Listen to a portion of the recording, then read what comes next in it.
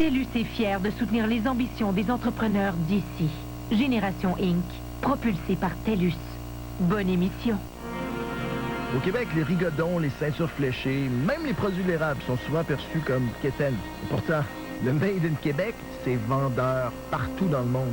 Il fallait bien un anglo de l'Estrie, né en Allemagne à part de ça, pour nous le faire réaliser. Charles m'a rendu fier en n'ayant pas peur de montrer à tous qu'on est capable d'en faire des bons produits, tout en parlant de qui on est, de nos histoires, de nos légendes. Parce que si le Québec peut vendre des avions, des trains, du cirque à toute la planète, pourquoi pas du rhum?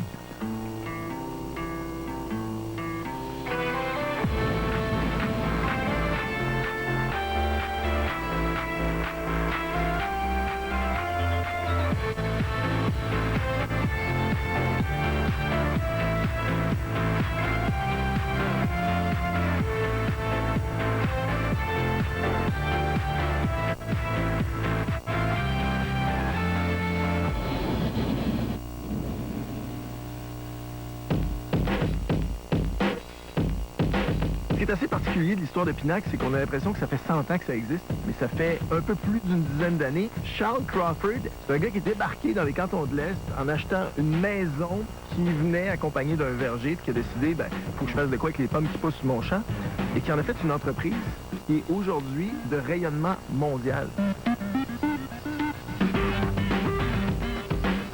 La maison ici, c'est magnifique. C'est quoi, c'est le Vermont qui est juste là-bas? On voit tout le Vermont. C'est une vue vraiment 180 degrés au sud. En 2002, j'ai dit à ma femme, on va vendre la maison à Montréal et on va déménager ici à temps plein avec les enfants. On va mettre l'argent dans l'inventaire. J'avais, disons, la moitié de mes amis qui étaient jaloux, la moitié des amis qui pensaient que j'étais fou. Alors, c'était vraiment un leap of faith, comme on dit en anglais. Un vrai saut.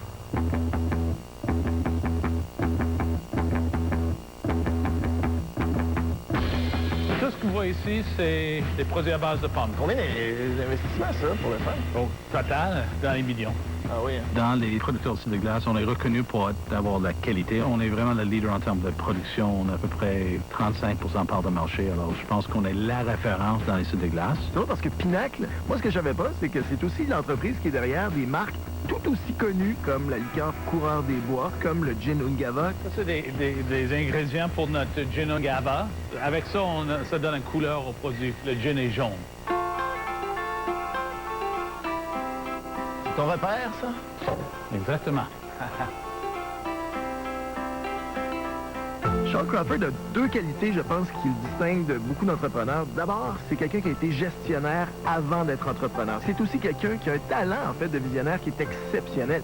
Le site de glace est né avec lui. Quand j'ai commencé l'entreprise, j'ai dit, ça, c'est un produit qui est world class. Je pense que dans les premières quelques années, on a fait des dégustations à quelques centaines de mille personnes. Alors, c'était comme, il fallait créer le marché. Il n'y avait pas un marché existant. Ça, c'est ton nouveau bébé, ça, c'est ça?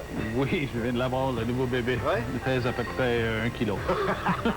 C'est le rhum Chic Choc, alors inspiré par les montagnes Chic Choc. C'est le premier rhum épicé fait avec des épices québécois. Ça se vend bien, ça, le Made in Québec, avec des ingrédients québécois, les concepts, des histoires même québécoises Absolument, à l'extérieur. ça va très très bien ici et ça tiendra très très bien aussi à l'export. Les gens adorent ça. Charles Crawford est un exemple de quelqu'un qui, au Québec, ose affirmer sa québécitude, on va le dire comme ça, et à la propulser partout sur la planète.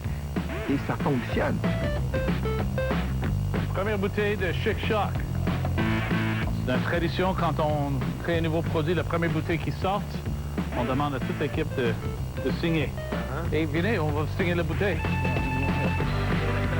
Photo de groupe pendant que vous êtes tous en train de faire ça. Et à gauche!